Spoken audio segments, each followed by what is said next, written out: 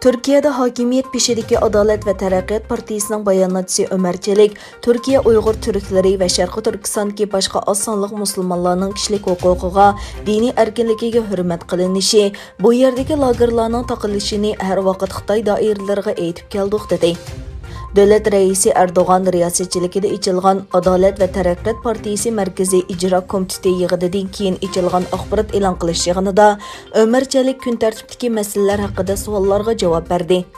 Türkiye'nin Uyg'urlar bilan diniy, irqiy va madaniyat jihatdan kuchli bog'larga ega ekanligini ta'kidlagan Ömer Çelik, Uyg'urlarning vaziyati bilan yaqindan aloqador bo'lib kelganligini aytdi.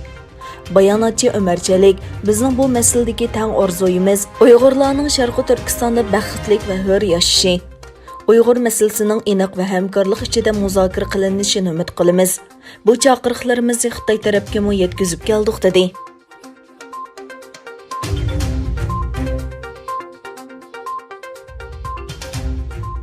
Türkiye'deki bir türküm Uyghur yaşları Xitoyning Sharqi Turkistondagi sistemlik zulmga qarshi turish va irqiy qirg'inchilikni fosh qilish uchun Istanbulning asosliq yo'llarida untinsiz namoyish o'tkazdi. İstanbulda 8 nafar Uyg'ur yosh qo'lida lozunka va rasmlarni ko'tarib untinsiz namoyish qilib, Xitoyning yig'ilish lagerlari va irqiy qirg'inchiligiga e'tiroz bildirdi.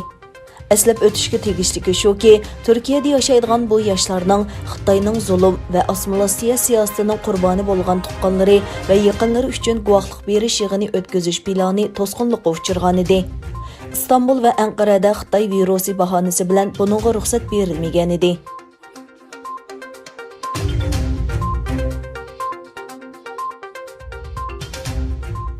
Janubiy Xitoy atiganlik pochta gazetining xabar qilishicha, Xitoy Amerikadan dehqonchilik mahsulotlarini import qilish nishoniga yaqinlasha olmagan. Bu nishon bu yil 1-oydagi Washington bilan Beijing o'rtasidagi 1-bosqichlik savdo kelishimda o'ttirg'a qo'yilgan.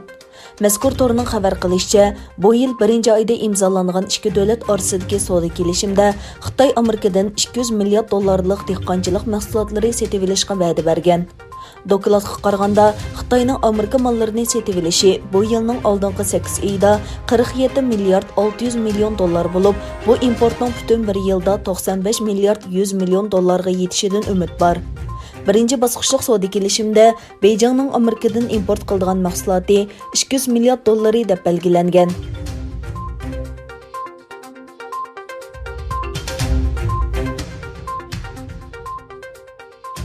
Xitoy Hindistonning ikki davlat o'rtasidagi chegara rayonini Hindistonning bevosita boshqarish rayoni deb atalishining qonunsiz ekanligini aytdi.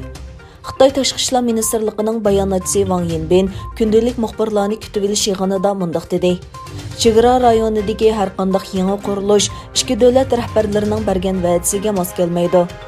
Onlarning chegara rayonida Hindiston qonunsiz qurgan davlat markaziy hukumat rayonini e'tirof qilmaydiganligini ifodalagan Wang, Hindistonning bu rayonni bevosita boshqariladigan rayon deb atishining qonunsiz ekanligini aytdi.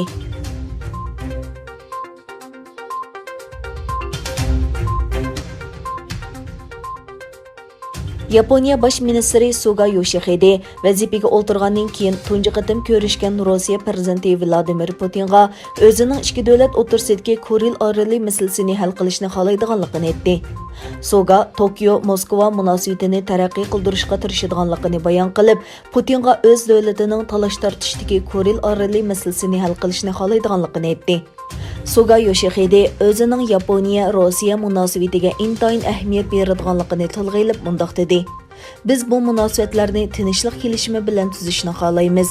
Biz keyingi avlodlarga qoldirmay Shimoliy rayon masalasiga xotima berishimiz kerak dedi. Yaponiyada Shimoliy rayon, Rossiyada Janubiy Kuril deb aniqlama berilgan bu orollardagi talash tortish, Ikkinchi dunyo urushidan keyin ikki davlat o'rtasida tinchlik kelishimi imzolanishiga to'sqinlik qilib kelgan.